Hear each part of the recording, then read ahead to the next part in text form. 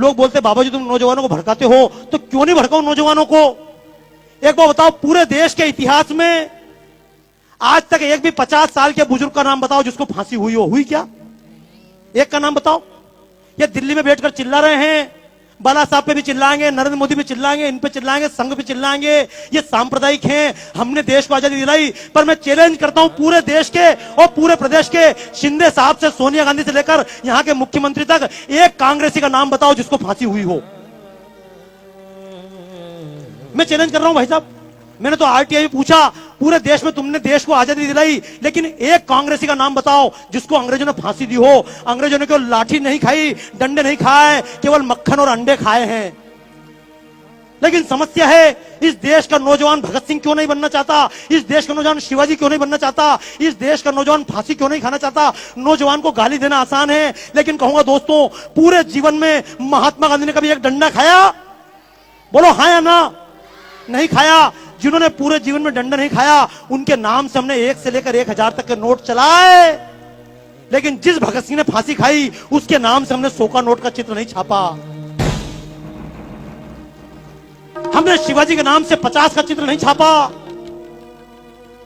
और सांप्रदायिकता की बात नहीं है, ये शिवसेना के मंच से खड़े होकर कहना चाहता हूं इस बात को, अशफाक उल्लाह की कुर्बानी भूलना हम पाएंगे। क्योंकि लोग सीधा आरोप लगाते हैं, तुम तो मुसलमान के खिलाफ हो, तुम सांप्रदायिक हो। तो एक बात कहना चाहता हूं आज इस पुण्यतिथि के अवसर पर, कि अशफाक उल्लाह की कुर्बानी भूलना हम पाएंगे। जब अशफाक उल्लाह खान लड़ रहा था आजादी के मैदान में, तो मुल्लों ने समझाया था, कठ मुल्लों ने, अरे अशफाक क्यों इसके लिए जान देते हो, तुम तो मुसलमान हो। तो अशफाक उल्लाह खान ने कहा था, कुछ आरजू नहीं है, बस आरजू यही है, रख दे कोई जरा सी खाके वतन कफन में। मर गया अशफाक उल्लाह खां। लेकिन ये मुसलमान के नाम से वोट लेने वालों ने आज तक अशफाक उल्लाह खां के नाम से 10 रुपए का नोट नहीं चलाया। इस देश की लड़कियां, झूठ मत बोलना, पूछना अपनी बच्चियों से, क्यों लव जिहाद के चक्कर में फंस जाती हैं। लक्ष्मीबाई नहीं बनना चाहती, जीजाबाई नहीं बनना चाहती, कैटरीना कैफ बनना चाहती, दीपिका पादुकोण बनना चाहती। क्यों? क्योंकि जिसने देश के लिए ये प्राण दिए, जो मैदान में लड़ते लड़ते मरी, उस लक्ष्मीबाई के नाम से हमने 1 रुपए का नोट नहीं चलाया।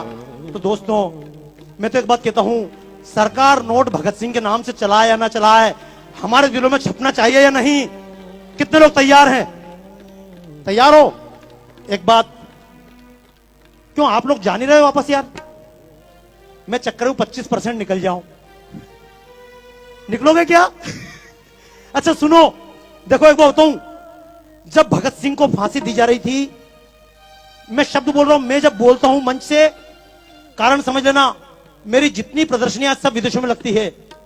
राजू निवल जी से बात चल रही थी, बाबा जी आपकी प्रदर्शन लगाएं, तो मैंने कहा मेरी प्रदर्शनी भारत में नहीं लगती। बोले क्यों नहीं लगती है? मैंने कहा जब भारत में कोई बात बोलता हूं तो लोग बोलते तुम सांप्रदायिक हो, और जब अमेरिका में खड़े होकर बोलता हूं तो लोग बोलते बाबा जी आपने हमारी आंखें खोल दी। तो कारण समझना दोस्तों, जब महात्मा गांधी ने लॉर्ड इरविन से बातचीत की थी, समझौता हुआ था, तो लोगों ने कहा था महात्मा जी, भगत सिंह ने किसी की जान नहीं ली है, संसद भवन के कोने में बम फेंका है, किसी व्यक्ति पर नहीं फेंका। आप भगत सिंह की माफी के लिए बात करो, शर्त रखो, भगत सिंह को माफ करो। तो महात्मा गांधी ने कहा था, ये भगत सिंह, ये अशफाक उल्लाह खां, ये क्रांतिकारी है चंद्रशेखर आजाद, ये क्रांतिकारी आतंकवादी हैं। तो मैं भी एक बात कहना चाहता हूं, अगर भगत सिंह आतंकवादी थे तो मैं भी आतंकवादी हूं। और ऐसे आतंकवादी देश के कोने कोने में पैदा करना चाहता हूं। क्यों? अगर भगत सिंह की तरह आतंकवादी देश में पैदा हो जाएं, तो अफजल और कसाब जैसे आतंकवादी दिखाई, तो बोलो देश के नाम पे आतंकवादी बनना चाहते हो? अभी तक लोग मजहब के नाम पे आतंकवादी बने, जातियों के नाम पर आतंकवादी बने। हालांकि आतंक का मतलब यह नहीं कि बम लेकर निकल जाना, मारोगे किसको मारोगे? देशवासी को मारोगे क्या?